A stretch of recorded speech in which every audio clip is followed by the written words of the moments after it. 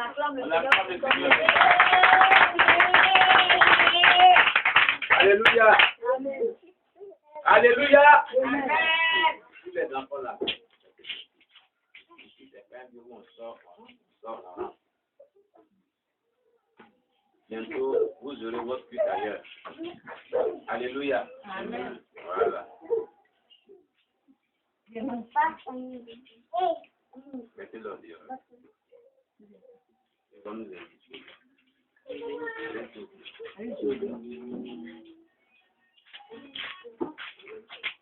Alléluia. Que Dieu vous bénisse. Que la paix de Dieu soit sur vous. Amen. Je vous salue tous dans le nom précieux de notre Sauveur Jésus-Christ. Amen. Et ce matin, soyez les bienvenus dans la présence de Dieu. Bien, nous allons poursuivre notre message le dimanche dernier sur le thème « Moi et ma maison, nous servirons l'Éternel » qu'a déclaré le serviteur de Dieu Josué. Alléluia. Nous sommes en train de poursuivre un thème sur le service de Dieu. Comment nous devons servir Dieu? Qui doit servir Dieu? Qui est appelé à servir Dieu? Alléluia. Amen. Ce matin, il est important que tu saches que on doit servir Dieu, mais avec la force, comme on l'a vu le dimanche dernier, la force que donne son Esprit Saint pour le servir. Amen. Qui c'est qui doit servir Dieu? Levez bien les doigts, on va voir. Qui peut me dire pourquoi il doit servir Dieu? Pourquoi il doit servir Dieu? Pourquoi il doit servir Dieu? Qui peut me dire ça? Oui. Il doit servir Dieu parce qu'il m'a créé pour le faire. Il doit servir Dieu parce qu'il a créé pour le faire. Alléluia. Très bien, on acclame le Seigneur Jésus pour lui.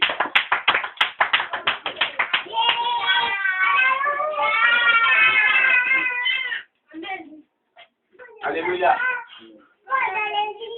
Gloire à Jésus. Oui, maman. On doit servir Dieu parce que nous sommes tous des disciples de Dieu. Il est dit que tous sont des disciples de Dieu. Alléluia. La Bible nous dit que Jésus a dit à ses disciples, allez partout faire des disciples des nations. Toutes les nations de la terre doivent être des disciples de Dieu. Toutes les créatures humaines sur la terre doivent donc servir Dieu parce qu'un disciple, c'est celui qui sert Dieu. Alléluia. Gloire à Jésus. On avait déjà abordé cela. On avait déjà expliqué cela. Ça veut dire qu'en tant qu'humain sur la terre, tu dois servir Dieu, mais d'une manière ou d'une autre. Alléluia. Et nous avons construit ce thème en disant que la dernière fois, que avant quoi devons-nous servir Dieu? On avait vu avec les offrandes, avec les dîmes, avec les cotisations, comme on l'avait expliqué. Alléluia. Et on devrait servir Dieu maintenant, encore, comme on l'a vu, avec la force. Jésus a dit au peuple, vous n'aurez pas la force de servir l'Éternel, car il est un Dieu saint et c'est un Dieu jaloux. Vous n'aurez pas la force pour servir Dieu. C'est-à-dire, si on doit servir Dieu, on doit le servir avec la force. Nous avons expliqué ce que c'est que la force qu'on doit avoir pour servir Dieu avec l'histoire de Samson. L'Esprit de Dieu descendait sur lui, il avait la force et lui seul, il arrivait à vaincre les Philistins à tout moment. Alléluia. Et on avait expliqué que cette force-là était bien le Saint-Esprit. Alléluia. Car Ésaïe, chapitre, dans le livre d'Ésaïe, chapitre 10, je crois bien, ou chapitre 11, il est écrit que un roseau sortira d'Isaïe et il sauvera le monde entier, disons, et l'Esprit de l'Éternel reposera sur lui, un esprit de force et de sagesse. Donc le Saint-Esprit qu'on a reçu est un esprit de force, d'intelligence, de connaissance et de sagesse. Du fait que c'est un esprit de force, c'est lui qui nous donne la force pour pouvoir le servir. Et la force pour pouvoir servir Dieu, c'est la plénitude de l'Esprit de Dieu. C'est le baptême de cet Esprit de Dieu. C'est la puissance de Dieu. Alléluia. Et sans cette puissance-là, sans cette plénitude-là, nous ne pouvons pas le servir. Alléluia.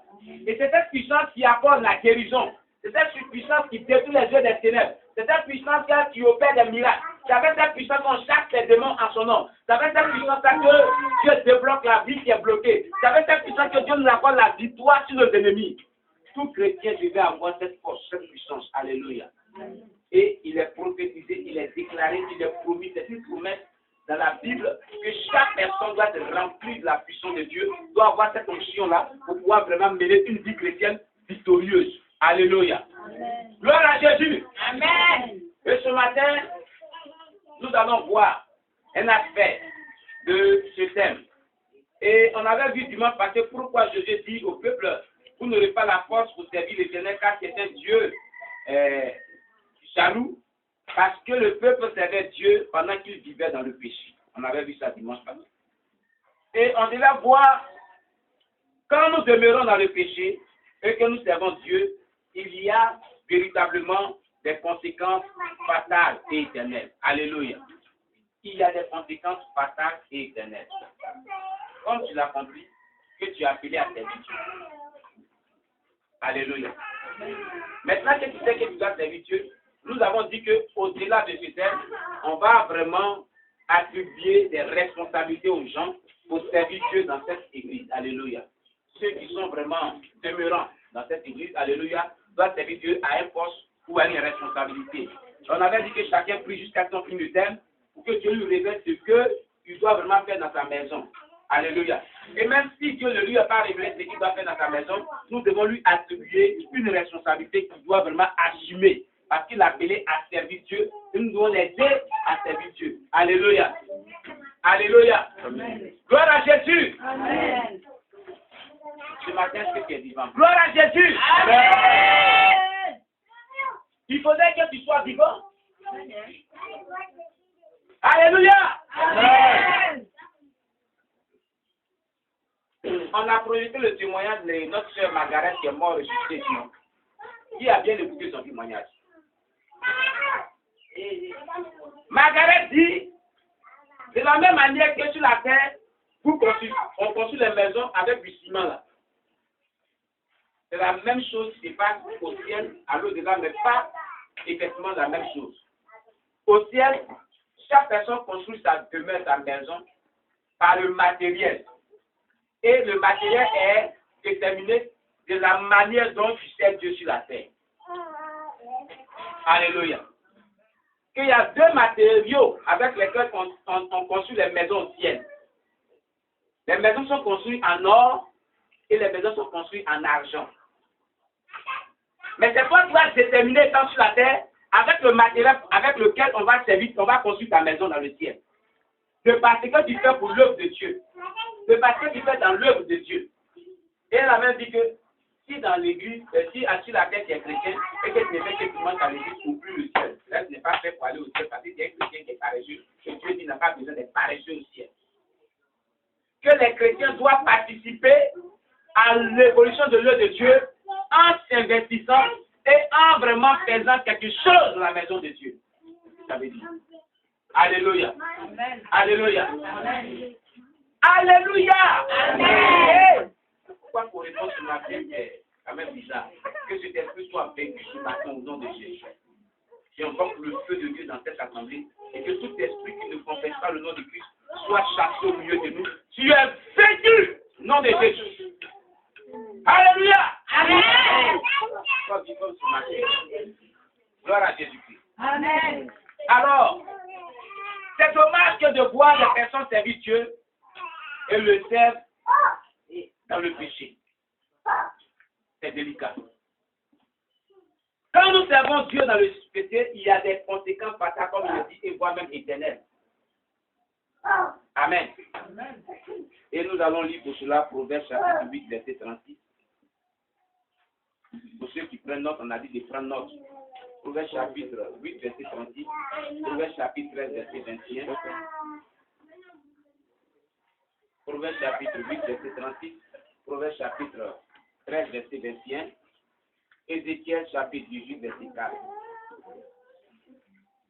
Et surtout, Romains, chapitre 6, verset 23. Alléluia. Je reprends. Proverbe, chapitre 8, verset 36. Proverbe, chapitre 13, verset 21. Ézéchiel, chapitre 18, verset 4. Et surtout, Romains, chapitre 6, verset 23. Matthieu, chapitre 7, verset 21 à 29.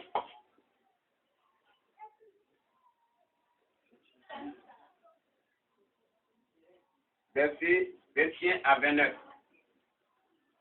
Alléluia. Amen. Et quels sont les péchés que les gens commettent souvent et qui nuisent à leur âme? Nous avons Galates chapitre 5, verset 19 à 21.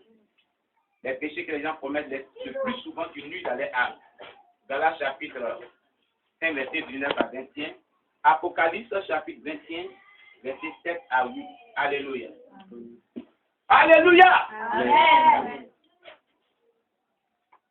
Chapitre 21, verset 7 à 8. Amen. Bien-aimés, nous allons dans les premiers indices bibliques qu'on a donnés, donc les passages bibliques, prendre au moins 2 passages. Alléluia. Nous prenons donc Proverbe chapitre 8, verset 36. Quelqu'un nous lit audiblement. Je lis la parole de Dieu. Mais celui qui pêche contre moi nuit à son âme. Tous ceux qui me haïssent aiment la mort. Alléluia. Vous comprenez? On dit quand nous demeurons dans le péché et que nous servons Dieu, les conséquences sont fatales et éternelles. La Bible nous dit ici dans Proverbe 8, verset 36 que mais, alléluia, mais celui qui pêche contre moi nuit à son âme. Tous ceux qui me haïssent aiment la mort. Vous comprenez? Quand tu pêches, ce n'est pas contre ton frère que tu pêches. Mais le péché, là, c'est directement contre Dieu. Alléluia. Et quand tu pêches contre Dieu, tu nuis à ton âme. Tu te fais du mal toi-même. Tu crées des problèmes à ton âme. Alléluia. Alléluia. Amen. Alors, comme vous êtes appelés à servir Dieu, chaque personne doit vraiment servir Dieu dans la maison de Dieu. C'est ce qu'on a dit. Donc, il faudrait que tu saches que tu ne peux pas servir Dieu et rester dans le péché. Sinon, en le faisant, tu nuis à ton âme. Et c'est contre Dieu que tu le fais. Et c'est la gravité qu'on trouve les serviteurs de Dieu, des pasteurs, des hommes de Dieu, des servants de Dieu, qui font vraiment des choses qui sont vraiment mauvaises. Ils n'ont pas de crainte de Dieu. Alléluia. Et c'est pas bien. Proverbe 13, verset 21.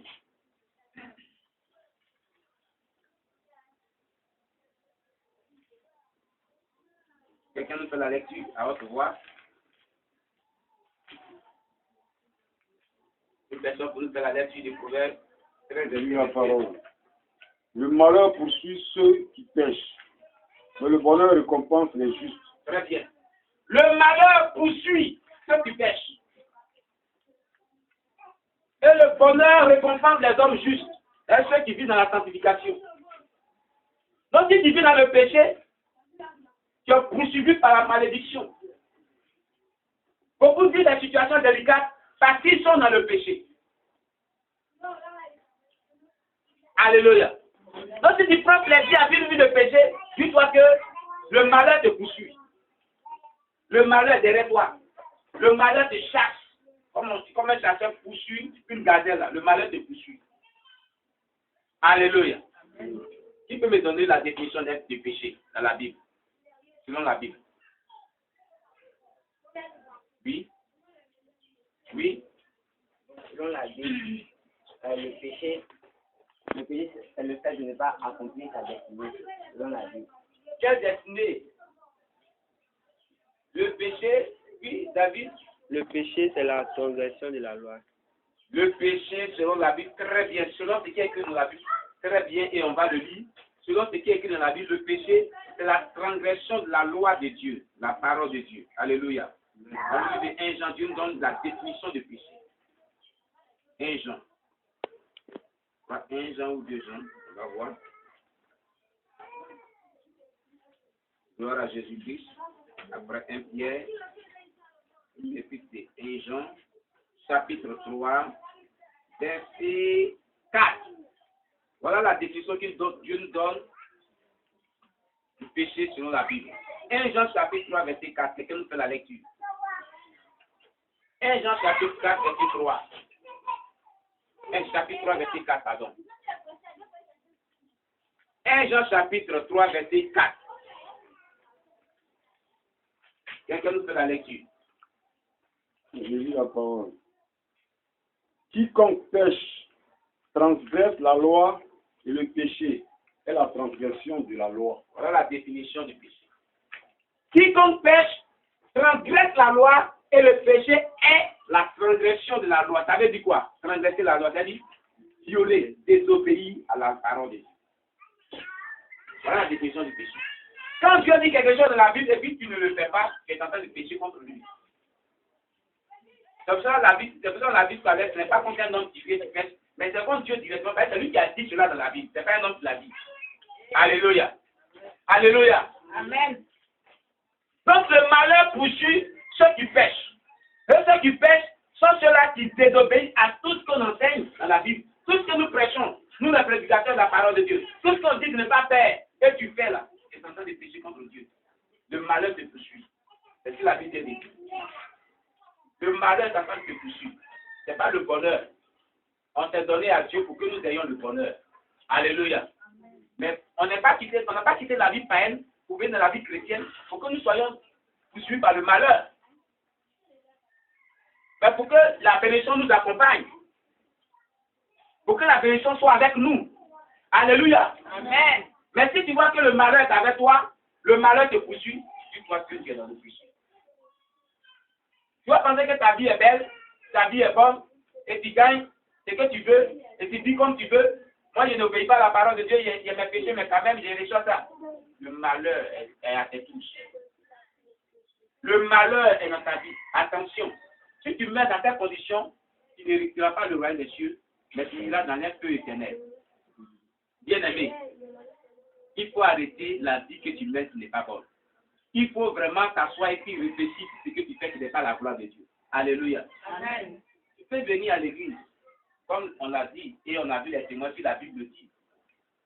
Et puis, ne plus avoir les mains sur la tête, te voiler très bien, ne pas porter les habits séduisants, sexy, pantalon, mini-jupe, tout ça là. Et si ton cœur est mauvais, ça c'est le physique. Mais si ton cœur est mauvais, si tu es méchant de cœur, si tu as un comportement insupportable, si tu es colérique, si tu as la haine, si tu es hypocrite, si tu mens, si tu ne pardonnes pas. Alléluia. Si tu vis dans l'impudicité, tu cherches mari des gens, tu es dans l'adultère. Ce matin, on a fait la méditation de la parole de Dieu. Alléluia. Et notre bien-aimée sœur Marie-Paul a posé la question de savoir si si Dieu a prévu qu'il va se marier, quel comportement il doit avoir pour se marier. Je lui ai rendu le témoignage de l'une de mes filles qui est décédée aujourd'hui à cause de ça. Une maman de l'église qu'on était au nouveau quartier, la sœur du diable. Paix à son âme. Ça, c'est la bonne, belle femme, elle est assise. Jolie comme cela. Et un après-midi, elle vient me voir, papa, je vais me marier. Tu connais Viviane, non? Papa, faut prier pour moi, je vais me marier. Elle est l'une des anciennes de l'église. Si on voit ici tout le monde là, qui est plus ancienne que vous, là, c'est ma fille aimée. Elle est encore très petite, comme lui là. On a commencé l'église. Elle est restée fidèle jusqu'au jour. On attend Jésus, quoi.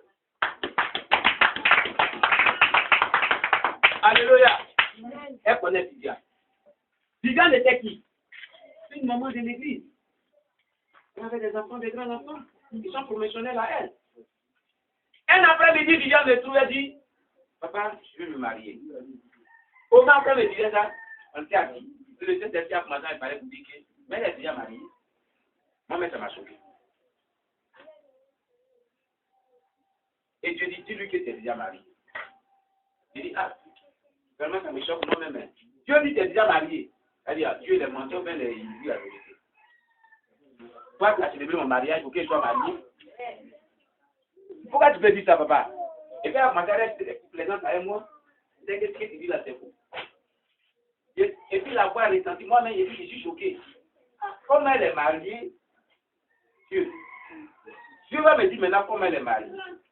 Le Seigneur dit, dis-lui, que j'interdis tout rapport sexuel avant mariage et hors mariage.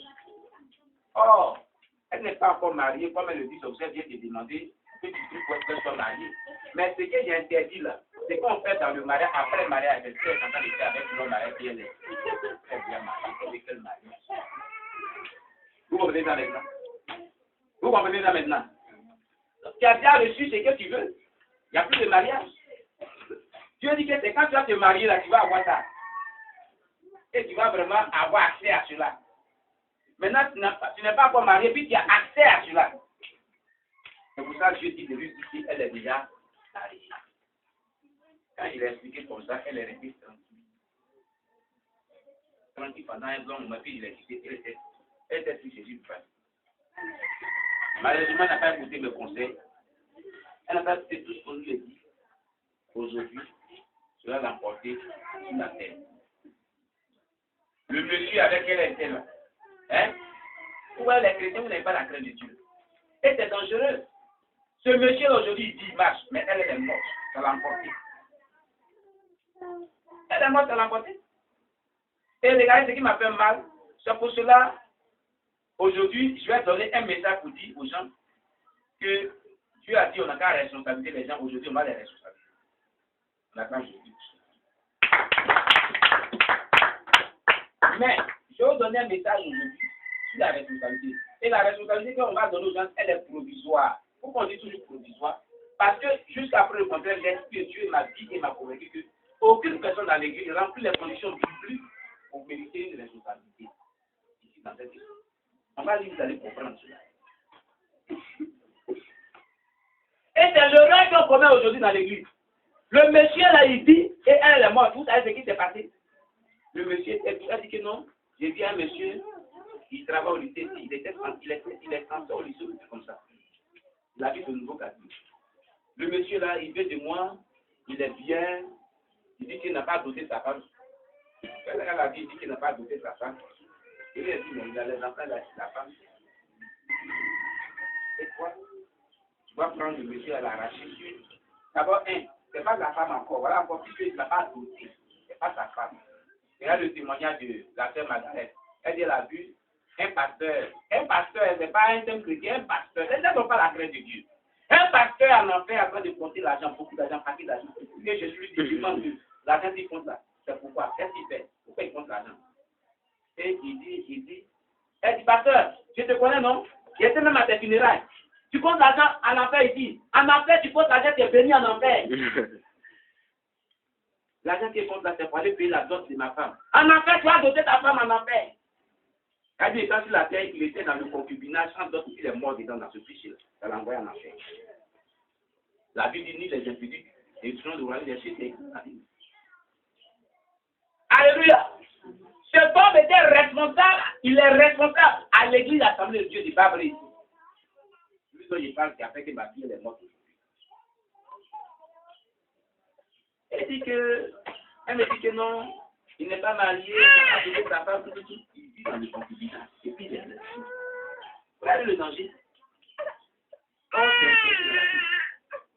Mais Dieu veut que les gens œuvrent pour lui. Donc, une réputation peut mal commencer, mais elle peut s'améliorer au fur et à mesure qu'on grandit dans la foi chrétienne. On peut corriger nos erreurs. Alléluia. Donc, on permet une responsabilité provisoire. Et on te parle, on te prête. C'est qu'on est en train de dire là. Si on te responsabilise, on te parle. Le pasteur est en train de prêcher que le péché dans lequel tu es là n'est pas bon. Il faut changer. Donc, il y a le temps pour changer. Mais si tu ne changes pas, si tu veux dedans, le pasteur est qui à prêcher l'évangile. Alléluia. Alléluia. C'est ça. Le monsieur, il était ensemble quand le monsieur a fait qu'elle est tombée en fait. Elle vient matin, il dit, ah, vraiment, notre amitié là, ça a donné une bénédiction. Il dit quoi? Quelle bénédiction? Je suis enceinte. Il faut t'arranger avec la chose. Moi, j'ai ma femme. Et je m'attends. Et je ne veux pas que ta femme attende ça. Vous comprenez? Il a changé de vêtements. Elle dit, ah bon, tu m'as promis le mariage, tu as promis ceci, cela, tu es sorti ici, tu es rentré ici. Un matin, elle appelle des gens de Kabouré, le pasteur Kabouré.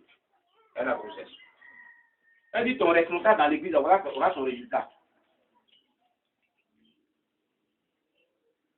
Ah oui, je vous dis la vérité. Voilà le résultat de ton responsable dans l'église. Voilà. Il m'a accepté. Et puis regardez le langage de ton responsable dans l'église. Elle dit, c'est comme si elle est sur le batteur. Il n'a pas bien fait son travail. Regardez le langage. Elle oublie qu'elle est complice. Et cette affaire, c'est pas qu'elle allait te donner à ce monsieur.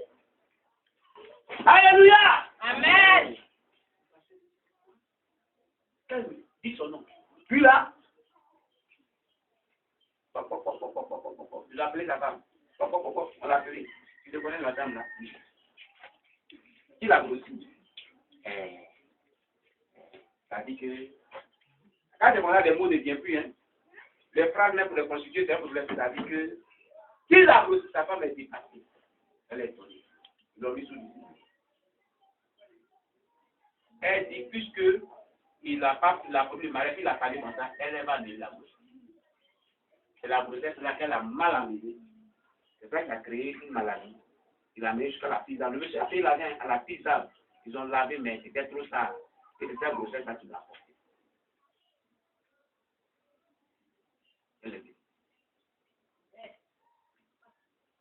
Donc, si tu es dans le péché, le malheur te poursuit. Aujourd'hui, le péché de la sexualité est récurrent partout dans le monde. C'est Dieu qui a créé la sexualité, mais il veut qu'elle soit pratiquée dans des proportions saines. Elle était avec le mari de quelqu'un. C'est vrai que la femme n'était pas mariée légalement avec elle, mais sans doute il a promis, mariée à la femme, elle dit, moi et ma femme. Si tu meurs dans tes conditions, tu vas en enfer. Alléluia. Amen. Alléluia. Amen. Les hommes sont beaucoup sur la terre et puis il y en a qui sont pas mariés, cherchent pour toi. Prie pour que, faut venir me voir, on va prier pour que tu puisses avoir pour toi. Laisse mari de ton ami, de ta camarade. Laisse femme de ta camarade. La Bible dit qu'elle a pris une corde pour créer la femme. Donc la femme, elle est la corde de quelqu'un. Tu vas partager la corde de quelqu'un avec quelqu'un d'autre. Alléluia. Amen. Alléluia. Amen. Donc, si tu es dans une relation extra-conjugale avec quelqu'un, attention, le malheur te poursuit. Le malheur te poursuit. Amen. Romains chapitre 6, verset 23. Et une autre personne prend Matthieu chapitre 4, verset 21 à 29. Alléluia.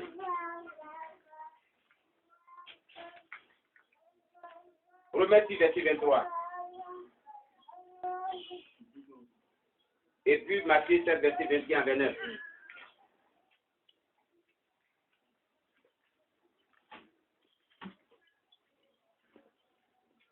Oui, quelqu'un nous lit Romains 6, verset 23.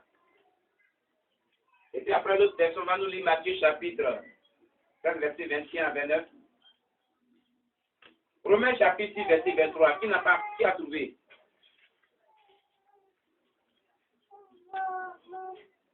Oui, vas-y, il faut lire ma fille. Car le salaire du péché, c'est la mort. Car le salaire du péché, c'est la mort. Mais le don gratuit de Dieu, c'est la vie éternelle en Jésus. Mais le don gratuit de Dieu, c'est la vie éternelle en Jésus. Jésus-Christ, notre Seigneur. Le salaire du péché. Le péché, là, c'est le travail qui te l'a fait. C'est un travail. Et celui qui travaille, il a un salaire. Maranatha! Ouh, tu vois, on sont restés. On acclame le Seigneur Jésus-Christ. La Bible dit, le salaire du péché, c'est la mort. Mais il y a le salaire quand il y a un travail. Alléluia. Il y a le salaire là. Quand il y a un travail, non? Mon fils, il y a un salaire quand il y a un travail. Hein? Quand on parle de salaire, c'est qu'on parle de travail, non? Hein? Évidemment. Donc le péché veut dire que c'est un travail. Le péché c'est un travail, mais un travail négatif. Alléluia. C'est un travail négatif. Un travail qui n'est pas bon. Donc tu vas récolter le salaire. Le salaire du péché, c'est la mort. Et le don gratuit de Dieu, c'est la vie éternelle en Jésus-Christ, notre Sauveur, notre Seigneur. Alléluia. Amen. Donc si tu es en train de pécher, il faut te dire que la récompense là, c'est la mort. Hein? Alléluia. Matthieu. Je lis la parole, Matthieu 7, verset 21. Ceux qui me disent Seigneur, Seigneur, n'entreront pas tous dans le royaume des cieux, mais celui-là seul qui fait la volonté de mon Père qui est dans les cieux. Très bien. Ceux qui me disent c'est bon. C'est bon, mais ceux qui me disent continue. Il y a quelque chose qui est très bon. Continue. Plusieurs me diront en ce jour-là, Seigneur, Seigneur, n'avons-nous pas prophétisé par ton nom? Très bien, continue. N'avons-nous pas chassé les démons par ton nom? Oui. Et n'avons-nous pas fait beaucoup de miracles par ton nom? Oui. Alors je leur dirai ouvertement, je ne vous ai jamais connu. Retirez-vous de moi, vous qui commettez l'iniquité. Très bien. C'est pourquoi quiconque entend ces paroles que je dis et les met en pratique sera semblable à un homme prudent qui a bâti sa maison sur le roc. La pluie est tombée, les torrents sont venus, les vents ont soufflé et se sont jetés contre cette maison. Oui. Elle n'est point tombée parce qu'elle était fondée sur le roc. Mais quiconque entend ces paroles que je dis, il ne les met pas en pratique, sera semblable à un homme insensé qui a bâti sa maison sur le sable. La pluie est tombée, les torrents sont venus, les vents ont soufflé et ont battu cette maison. Elle est tombée et sa ruine a été grande. Amen. Est-ce que vous comprenez? Quand on ne met pas la parole en pratique, c'est le péché. Quand on le met en pratique, le torrent, le vent va se lever, c'est les attaques du diable, les problèmes, mais ta maison sera solide. Une bonne vie chrétienne victorieuse, c'est une vie qui se soumet à la parole de Dieu, qui applique la parole de Dieu. Alléluia. Il dit que plusieurs diront Seigneur, Seigneur. N'avons-nous pas prophétisé en ton nom? La première phrase, disait-nous de ce passage, dis-nous la première phrase.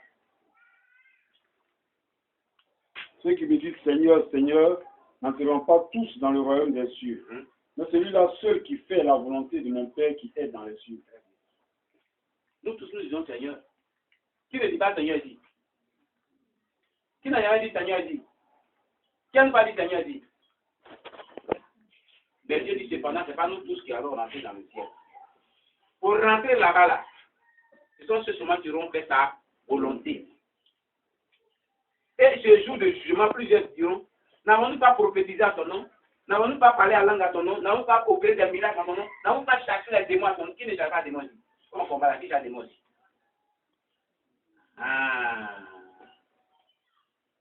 Qui va opérer miracle? Donc il a servi Dieu. C'est-à-dire que quand tu prophétises là, tu sers Dieu. Quand tu chasses des démons là, tu sers Dieu. Quand tu opères miracle là, tu sers Dieu. On a appelé à servir Dieu. Mais quand tu as fini de servir Dieu, pas de trouver en enfer. Jésus dit quoi? Quand il va pas dire que je t'ai connu, hein? Mais oui, c'est à mon nom que tu avais chassé les démons, non? Il va pas dire ça même, hein? Il va dire je t'ai jamais connu. Jamais même.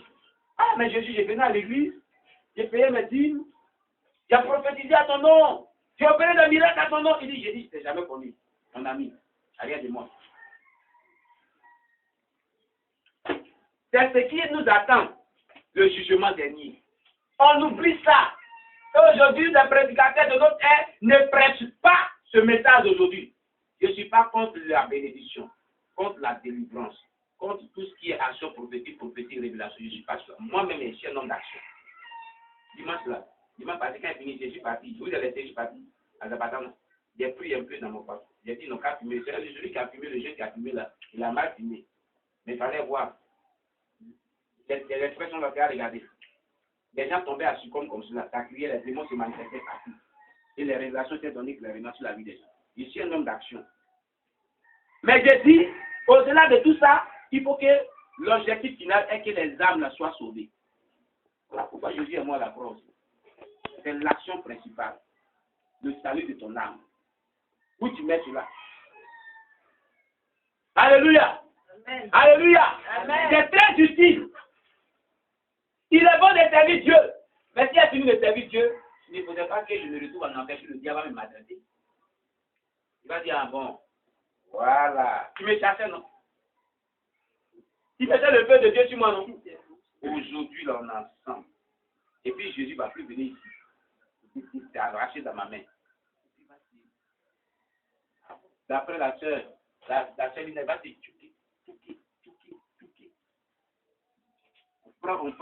On prend aiguille dans l'eau pour dire qu'on met dans tes orbites, et puis on te tuque dans ton œil, on te tuque et puis on enlève tes yeux de ton orbite. À cause du péché. Et puis elle dit qu'on tire ta langue comme ça, puis on la coupe. On coupe. Elle dit à cause des cigarettes que j'ai fumé. On coupait ma langue. Et les mauvaises paroles qui sortaient de ma bouche. Oh, c'est à ce moment que je me suis rappelé tout ce qu'on me disait, que ce n'était pas bon, que je ne devais pas faire. C'est ce qu'elle disait dans son témoignage.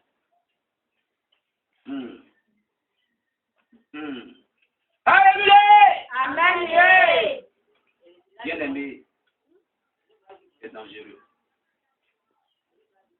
Quelqu'un nous lit Galates 5, verset 19 à 21.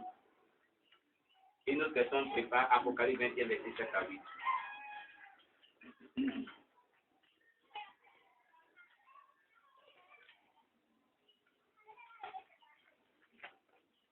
Alléluia.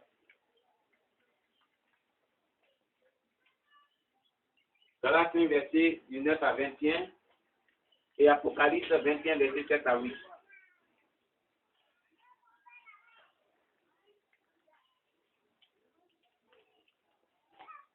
Puis, celui qui a trouvé nous faire la lecture.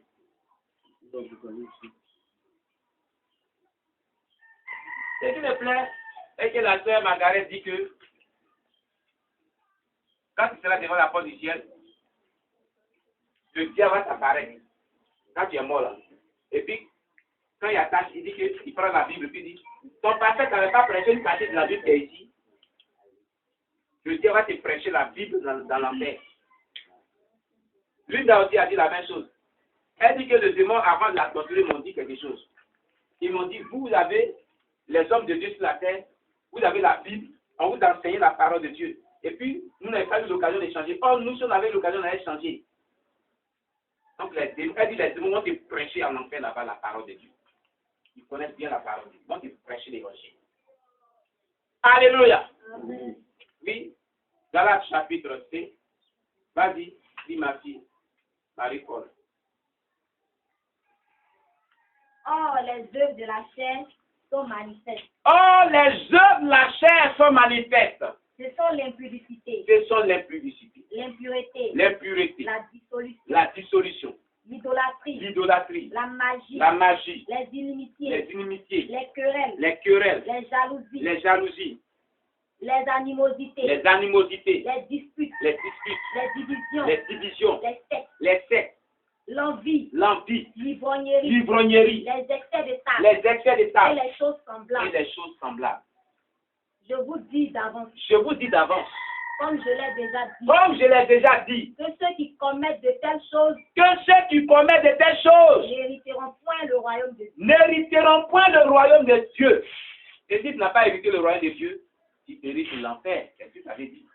Vous avez vu que c'est beaucoup de péchés qu'on a cités. On dit des choses semblables. Il y a encore plus choses, beaucoup de péchés qu'on ne peut pas encore citer. Alléluia. Et ce sont des péchés que les gens commettent très souvent et nuisent à leur âme sans le savoir. Alléluia. Tu ne peux pas vivre dans ces conditions et puis servir Dieu. Si nous voulons que l'église à Dieu se manifeste puissamment, il faut que nos engagements avec Dieu soient sincères et qu'on laisse toutes ces choses. Alléluia. Alléluia. Amen. Qui est d'accord avec moi? Si tu es d'accord, acclame le Seigneur. Et là, il faut que il faut que tous les titres. Alléluia. Apocalypse chapitre 21, verset 7 à 8. Oui, quelqu'un nous lit à haute voix. Je lis la parole. Celui qui vaincra héritera ces choses. Héritera ces choses. Je serai son Dieu Je serai ton Dieu et il sera mon fils. et il sera mon fils. Mais pour les lâches, Mais pour les lâches, les incrédules, les incrédules, les abominables, les abominables, les meurtriers, les meurtriers, les impudiques, les impudiques, les enchanteurs, les enchanteurs, les idolâtres les idolâtres et tous et tous les menteurs, les menteurs. leur part sera dans les temps ardents de feu Leur part sera dans les temps ardents de feu et de soufre. et de souffle. Ce qui est la seconde mort. Qui est la seconde mort. Vous comprenez? Jésus commence par dire que celui qui vaincra héritera ces choses. Je serai son Dieu et il sera mon fils. Les choses qu'on a parlé en haut ici. On a parlé de la nouvelle Jérusalem. Dieu va venir habiter son peuple. La nouvelle tabernacle, tout. Celui qui va vaincre la vie du péché sur la terre. Celui qui va hériter. Il a dit qu'on est dans un combat. Et regardez, on a lu les œuvres de la chaîne, non? La chaîne, c'est quoi? Les désirs que tu as qui ne sont pas à la gloire de Dieu. Il y a un combat dans ton cœur. Souvent, vous êtes la Bible, vous dites, il y a un cœur qui m'a dit, j'ai fait ça là, et puis un cœur qui n'a pas fait ça. Si c'est arrivé une fois. Voilà. Quand tu regardes, c'est qu'un cœur te dit de faire là, c'est pas bon. Et puis l'autre te dit, faut pas faire ça là, c'est bon. Donc c'est opposé. C'est ça, non? Hein? Voilà. Donc, depuis que tu as donné ta vie à Jésus, il y a un combat qui est dans ton corps, dans ton cœur qui est livré entre les yeux de la chair et le Saint-Esprit. Il cherche à contrôler ta vie. L'autre dit qu'il veut prendre le dessus, l'autre dit qu'il veut prendre le dessus. Quand tu es là, pour ceux qui ont volé, hein, moi j'ai volé souvent dans la source de mes parents, quand ils étaient encore petits. Alléluia. Donc, arrivé à un moment quand j'ai grandi, et puis j'ai commencé à avoir peur. Donc, souvent quand il vient, et quand il a dit à moi que je ne voulais plus faire ça, quelqu'un n'est pas venu me dire d'arrêter. Hein. Si vous comme ça, c'est pas, mais en tout cas, c'est ça c'est Dieu. Arrivé à ce niveau, je ne fais plus ça. Donc, souvent, quand on met la nourriture là, sur la table, et puis il a dit qu'il ne fait plus, quand il va depuis, il regarde. Il dit, il n'y a personne, il faut faire. Il faut que tu prends le gros morceau de l'autre. Alléluia. Et puis un gars dit que tu as décidé de ne plus faire ça. Et puis mon frère encore là-bas, avec un petit, il faut faire la personne qui prend un morceau aujourd'hui, ce n'est pas un problème qui t'a vu. Alléluia. Alléluia. Amen. Et puis, entre les deux tendances qui te luttent la personne, celui qui a triomphé, c'est à lui que j'ai obéi. Mais, il triomphe avec toi ton approbation. C'est ce que tu dois comprendre. Et c'est ce qu'on appelle la tentation. Au moment où quelqu'un te dit fais ça, n'a pas encore péché, hein, c'est tenté. Par la convoitise de ta chair. Mais tu n'as pas encore péché. Alléluia. C'est quand tu te mets à obéir à ce qui se passe là, que tu as péché. Au moment que la lutte là se passe, tu n'as pas encore péché. C'est comme les jeunes qui convoitent et puis qui draguent les soeurs, mais tu vas me mettre ainsi comme cela. Quand ils voient une soeur qui arrive, il faut lui faire être. Il y a que des autres. Il y a des gens qui sont là. Dieu dit ça, il y a des gens qui sont là pour les filles. Ça, c'est pas bon. Tu avais parlé de Jésus, non? Ah! Pour payer les dîmes, c'est un problème aussi. Quand la dîme tourne dans la main des gens, tous on parle de la dîme, il faut payer ta dîme aujourd'hui. Et puis il y a quelqu'un qui dit, c'est petit ou l'argent là, si tu as mis dessus là, vraiment ça pas te suffit. Ça pas te suffit. Et puis tu es là, tu luttes. Donc il y a un combat qui est livré dans ton cœur. Alléluia. Alléluia. À tous les niveaux. Aujourd'hui, tu as attendu tous les types de péchés qu'on a cités, non? Quand tu as élevé, tu comprends bien, hein? Là où tu es là, le mauvais esprit n'est pas là. Tu comprends très bien quand tu sors d'ici net là. Arrivé à la maison, quand ça te présente, c'est que tu dimanche, tu dis, allez, tu m'as dit, nous-mêmes on est faibles. L'esprit est bien, la Bible dit l'esprit est bien. Alléluia. Et puis tu connais. quand tu vas arriver à triompher de cela, tu auras la victoire. C'est pour ça que Jésus a dit que à celui qui vaincra, je donnerai des choses. Alléluia. Alléluia. Mais pour les lâches, les impudiques, les idolâtres, les magiciens, les abominables, disons, les enchanteurs, les meurtriers et tous les menteurs. Et les gens, c'est des bonjours seulement de la vérité. Ils mentent. Et puis ils n'ont pas la crainte de venir mentir au pasteur. Même dans l'église, là, ils mentent. C'est grave. Ils ne disent pas la vérité. Ils mentent comme ils respirent. On dit tous les menteurs. On dit pour faire le diable, car le diable a menti dès le commencement. Donc quand tu mens là, c'est un péché lié directement. C'est-à-dire que c'est le diable, l'incarnation du diable qui est Allah. La Bible dit que c'est le père du mensonge. Il est le père du mensonge. C'est un menteur. Elle a menti dès le commencement. Donc quand le mensonge, il y a deux péchés qui sont vraiment l'incarnation directe du diable. Le mensonge et puis l'hypocrisie. L'hypocrisie, le mensonge. On a lu un jour ici, la lettre circulaire des satanistes, non? Un dimanche, il y a un document ici, ceux qui étaient là.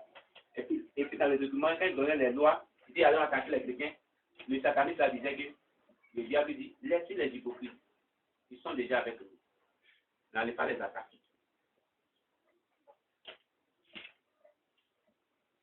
Si tu es chrétien qui est dans l'hypocrisie, il y a le germe de Satan en toi. Et il y a des gens qui font l'hypocrisie religieuse. L'hypocrisie, c'est quoi? Qui peut me donner la définition de l'hypocrisie? Être hypocrite, c'est quoi?